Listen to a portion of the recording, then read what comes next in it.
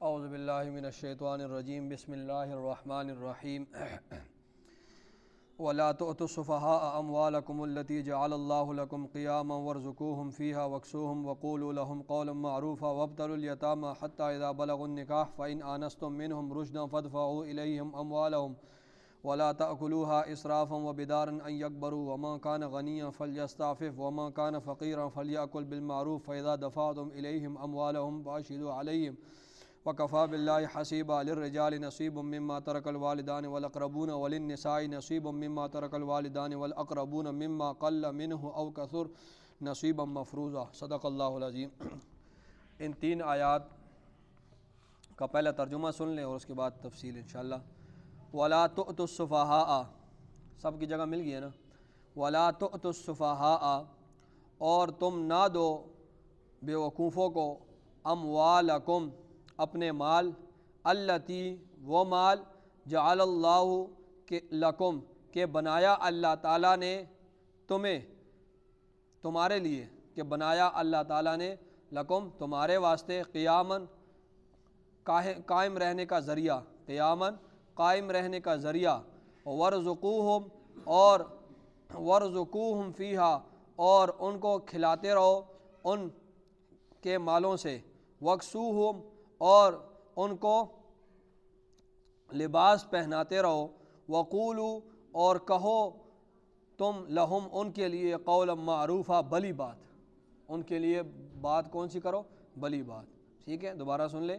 ولا تؤتوا السفهاء اموالکم التی، کہ نہ دو تم بے وقوفوں کو اپنے مال، وہ مال کہ بنایا اللہ تعالیٰ نے تمہارے واسطے، قیاماً، قائم رہنے کا ذریعہ، اور ورزقوہم، اور ان کو کھلاتے پلاتے رہو ان مالوں سے، وکسوہم، اور ان کو لباس پہناتے رہو، وقولوا لہم قولا معروفا، اور ان سے بات کرو بھلی بات، وابتلوا الیتامی، اور امتحان لو یتیموں کا، وابتلوا الیتامی، اور امتحان لو یتیموں کا، حتیٰ، یہاں تک کہ اذا بلغوا النکاح، جب وہ پہنچ جائیں نکاح کی مدت کو، امتحان لو یتیموں کا جب وہ پہنچ جائیں نکاح کی مدت کو، فَإِنْ آنَسْتُم مِّنْهُمْ رُشْدًا، پس اگر تم محسوس کرو ان سے رشدن، رشد، بلائی، سمجھ، پس اگر تم محسوس کرو ان یتیموں سے رشد و بلائی اور سمجھ محسوس کر لو، تو فدفعوا، پس تم دے دو، الیہم، ان کو، اموالہم، ان کا مال، ان کو ان کے مال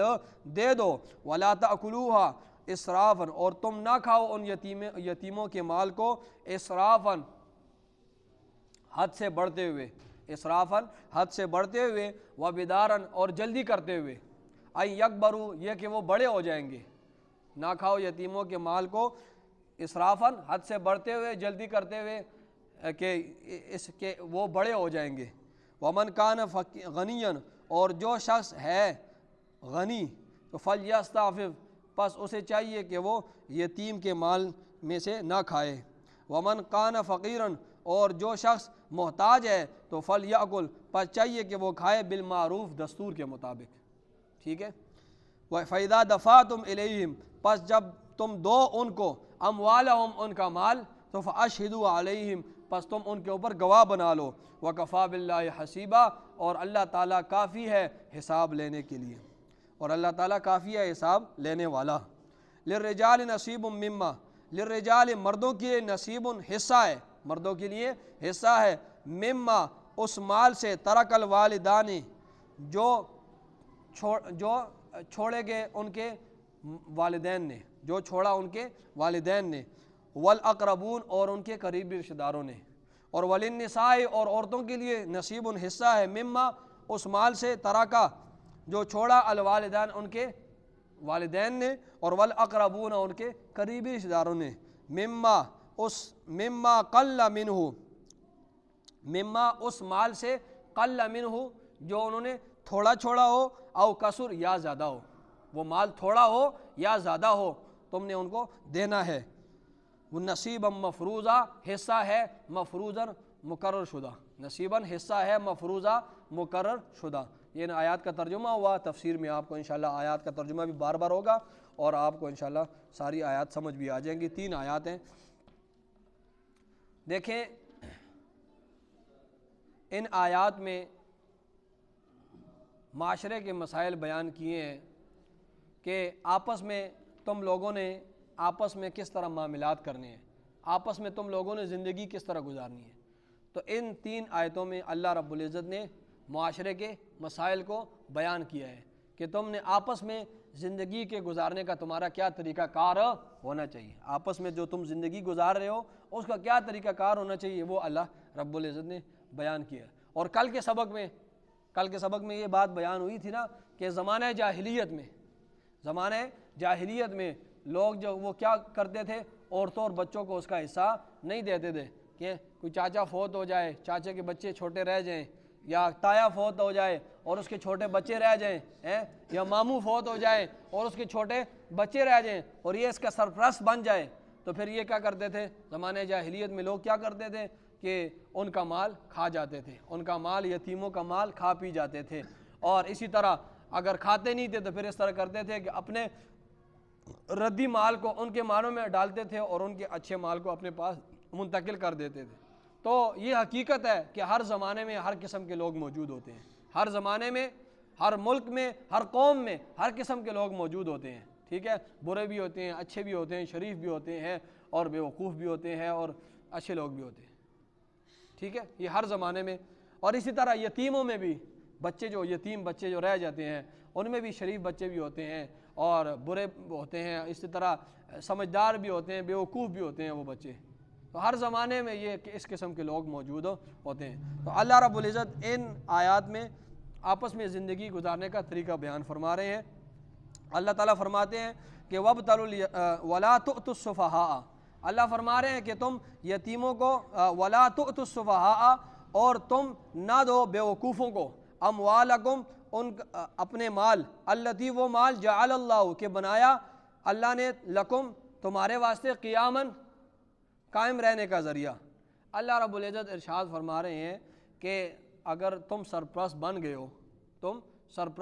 ہو یتیم بچوں یا بچیوں کا، تو پھر تمہارے پاس جو مال ہے یتیم بچوں یا بچیوں کا اور تم اس مال کے سرپرست ہو، تو ان یتیم بچے جو بیوقوف ہیں، وہ فی الحال بیوقوف ہے نا، تو تم نے ان کو مال نہیں دینا، ٹھیک ہے، ان کو مال نہیں دینا، ان کو تم نے نہیں دینا، ہاں ضرورت کے مطابق، اور ان کے مال کی حفاظت کرنی ہے اور جو ضرورت کے مطابق ان پر خرچ کرنا ہے۔ باقی ان بچوں کو نہیں دینا، وہ بیوقوف ہیں، ان کو سمجھ نہیں ہے، وہ تم اگر ان کو مال دے دو گے تو وہ اڑا دیں گے، ٹھیک ہے۔ تو فرمایا وَلَا تُؤْتُوا السُّفَهَاءَ، اور تم نہ دو بیوقوفوں کو، اموالکم، اپنے مال، التی، وہ مال، کہ جعل اللہ، کہ بنایا اللہ تعالیٰ نے، لکم، تمہارے واسطے، قیاماً، قائم رہنے کا ذریعہ۔ مال ہوگا تو کھائے گا، مال ہوگا تو پیے گا نا، مال ہوگا تو کپڑے پہنے گا، مال ہوگا تو نظام چلے گا نا، مال نہیں ہوگا تو فرمایا قیاماً، قائم رہنے کا ذریعہ ہے مال۔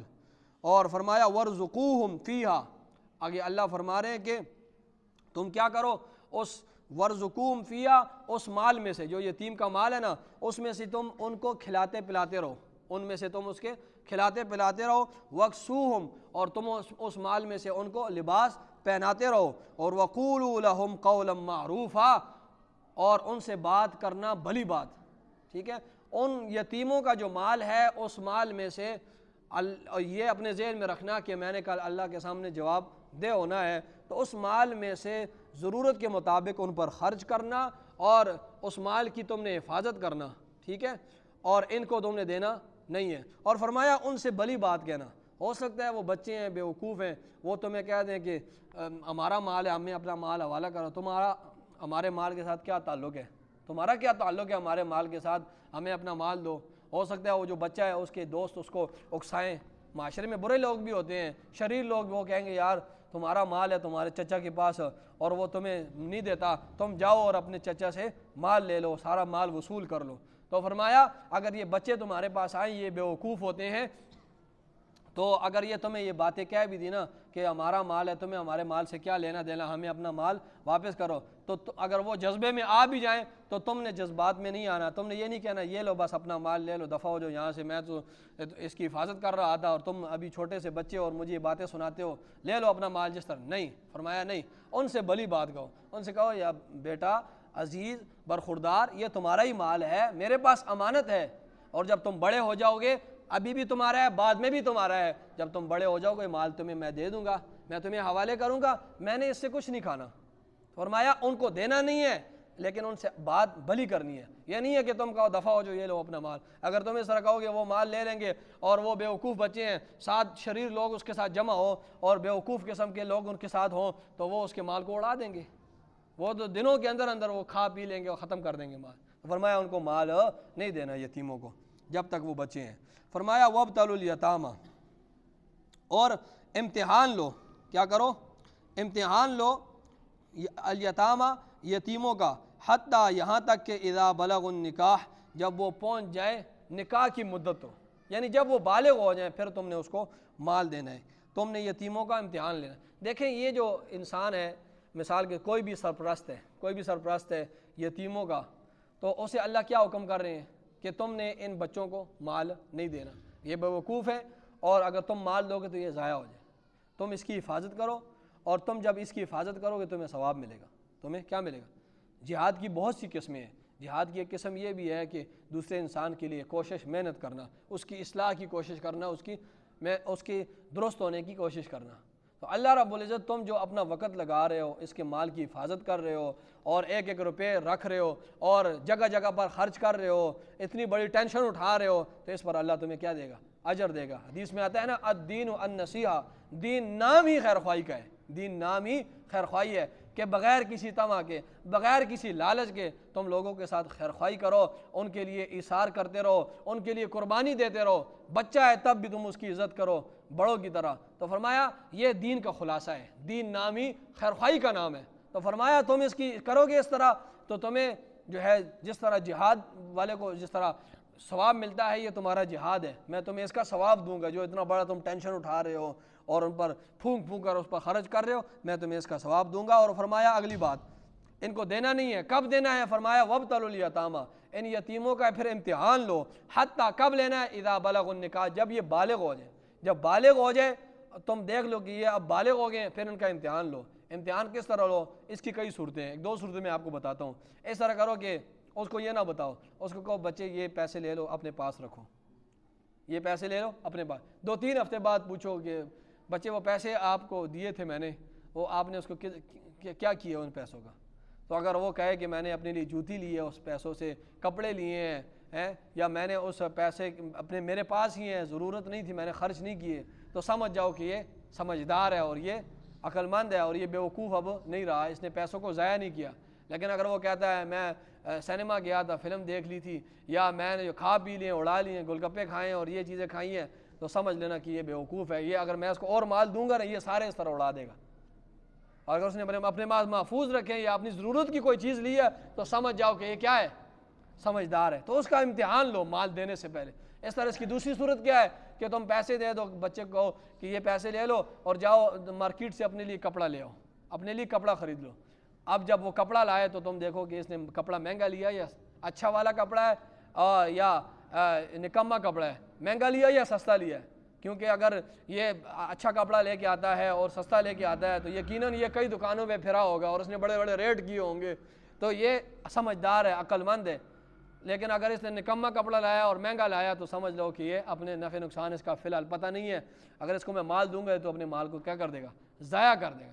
تو اللہ اس طرح امتحان کی کئی صورتیں ہیں۔ تو فرمایا اللہ فرما رہے ہیں کہ ان یتیم جب یہ بالغ ہو جائیں پھر ان کا امتحان لو، مال اس وقت بھی نہیں دینا، امتحان لو، اگر یہ سمجھدار ہیں پھر ان کو اب مال دے دو۔ فَإِنْ آنَسْتُمْ، اللہ فرما رہے ہیں اگر تم محسوس کرو منہم، فَإِنْ آنَسْتُمْ اگر تم محسوس کرو منہم ان سے رشد اور بلائی اور سمجھ محسوس کر لو کہ اب سمجھدار ہو گئے، اپنے نفع نقصان کو جاتے ہیں، تو فَادْفَعُوا إِلَيْهِمْ پس تم دے دو ان کو، الیہم ان کو، اموالہم ان کا مال، ان کو دے دو، ان کا مال دے دو، ٹھیک ہے۔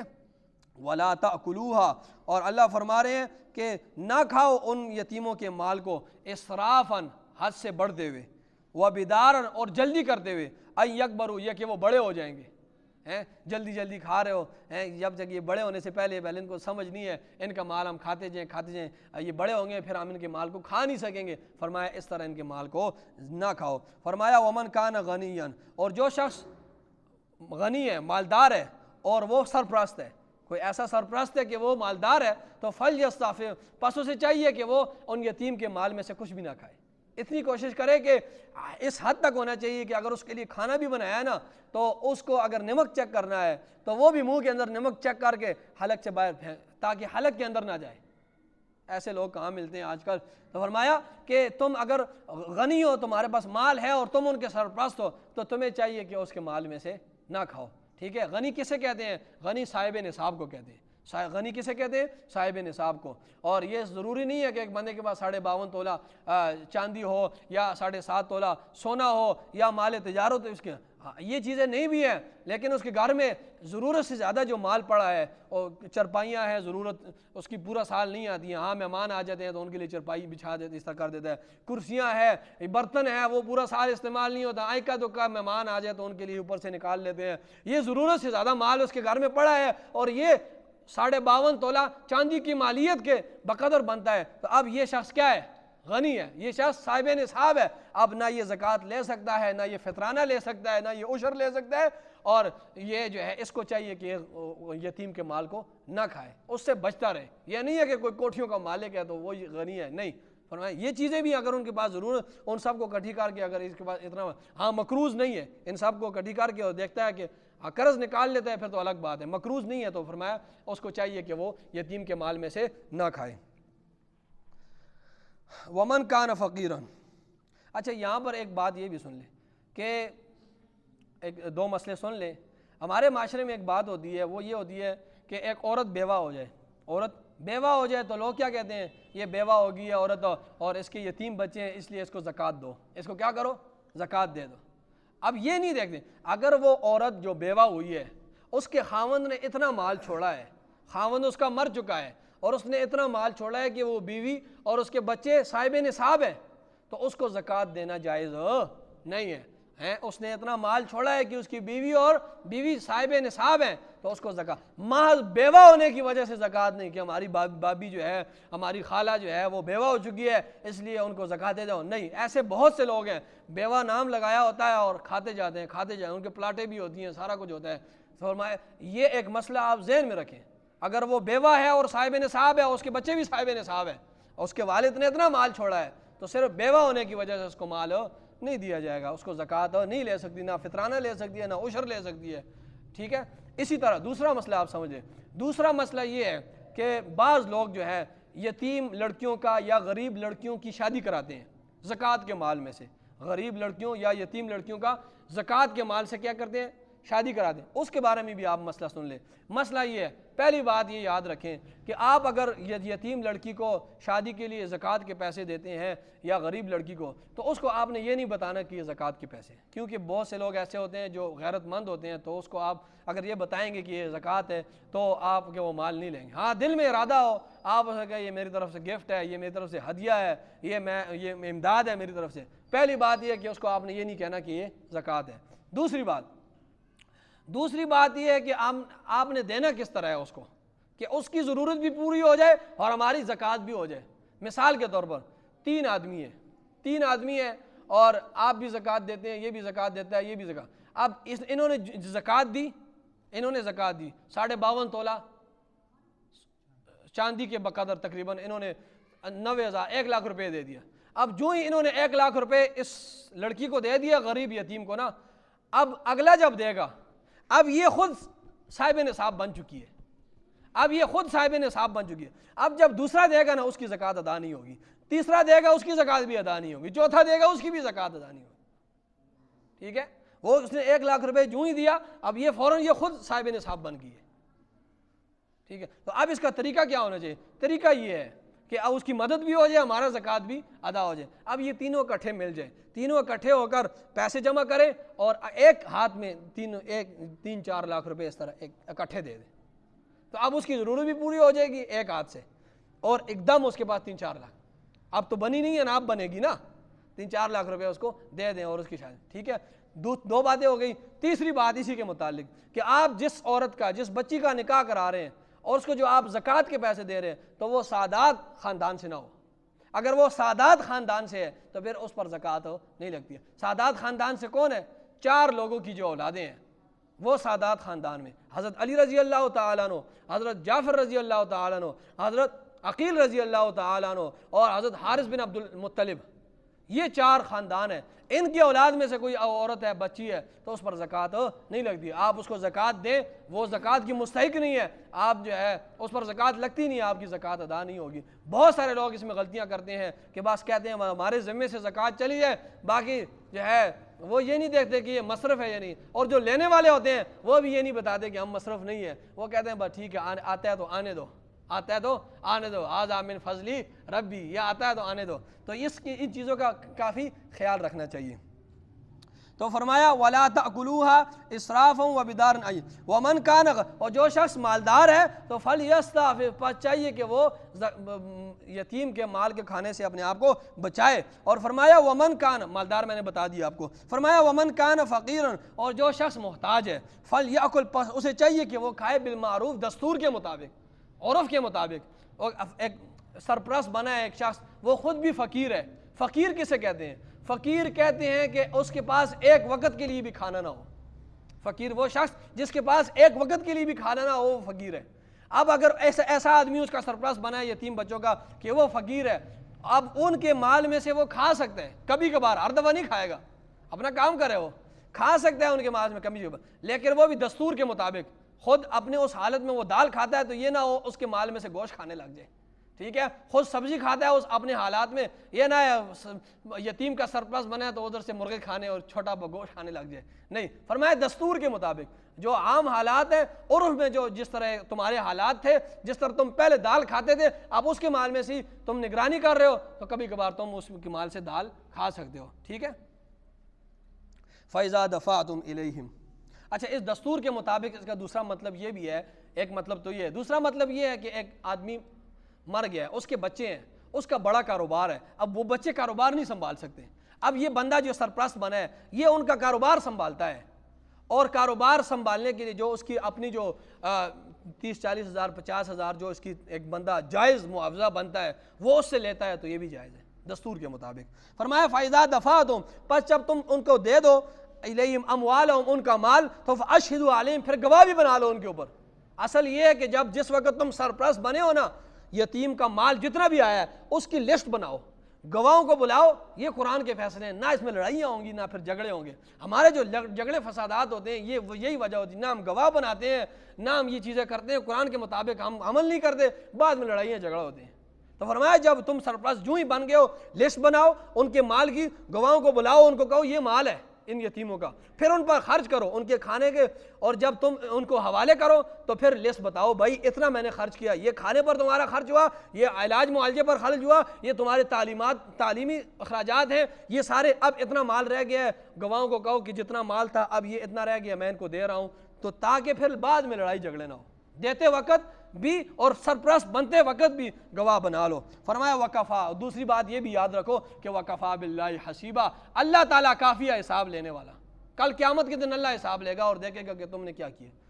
فرمایا للرجال نصیب مما، دیکھیے زمانے جاہلیت میں کام یہ بھی ہوتا تھا کہ عورتوں کو جو ہے وہ وراثت نہیں ملتی تھی. آج بھی لوگوں عورتوں کو وراثت نہیں دیتے تھے، اس وقت بھی یہ تھا. آج بھی لوگ عورتوں کو وراثت نہیں دیتے، اور اس وقت بھی یہی تھا کہ وہ کہتے تھے یہ صنف نازک ہے، یہ لڑ نہیں سکتی، یہ جو لڑائی نہیں کر سکتی، اس لیے ان کو ہم وراثت نہیں دیتے. تو اللہ رب العزت فرما رہے ہیں کہ للرجال، مردوں کے لیے، نصیب حصہ ہے، مما اس مال سے، ترک الوالدین جو چھوڑا ان کے والدین نے، جو چھوڑ کر گئے ان کے والدین، اس میں سے بھی حصہ ہے مرد کے لیے. اور والاقربون، اور جو چھوڑ کر گئے ان کے رشتہ دار، کوئی بھائی مر گیا ہے جو اس کا، یا اس کی بہن مر گئی ہے تو جو مال چھوڑا ہے اس کا اس میں حصہ ہے، مرد کے لیے بھی حصہ ہے جو کچھ. اور فرمایا وللنساء، اور عورتوں کے لیے بھی نصیب حصہ ہے، مما اس مال میں سے، ترک جو چھوڑا، الوالدان ان کے جو چھوڑ کر گئے ان کے والدین. عورت مر گئی ہے، عورت کے والدین مر گئے، بچی ہے تو ان کے والدین مر گئے تو ان کو کیا ہوگا؟ ان کو حصہ دیا جائے گا. والاقربون، اور جو قریبی رشتہ دار چھوڑ کر گئے ہیں. ٹھیک ہے، عورت کا بھائی مر گیا اس طرح.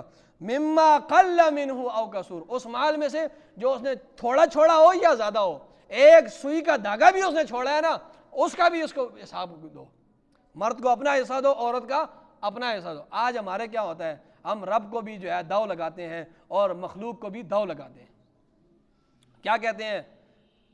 کہتے ہیں ہماری بہن ہم سے حصہ نہیں لیتی، ہماری بہن ہم سے حصہ نہیں لے, ہماری بہن نے ہمیں معاف کر دیے, ہماری بہن نے ہمیں معاف کر, حالانکہ دیا ہی نہیں ہے. جب دیا ہی نہیں ہے تو حکم لگا ہی نہیں ہے تو پھر تم کس طرح معاف کیے؟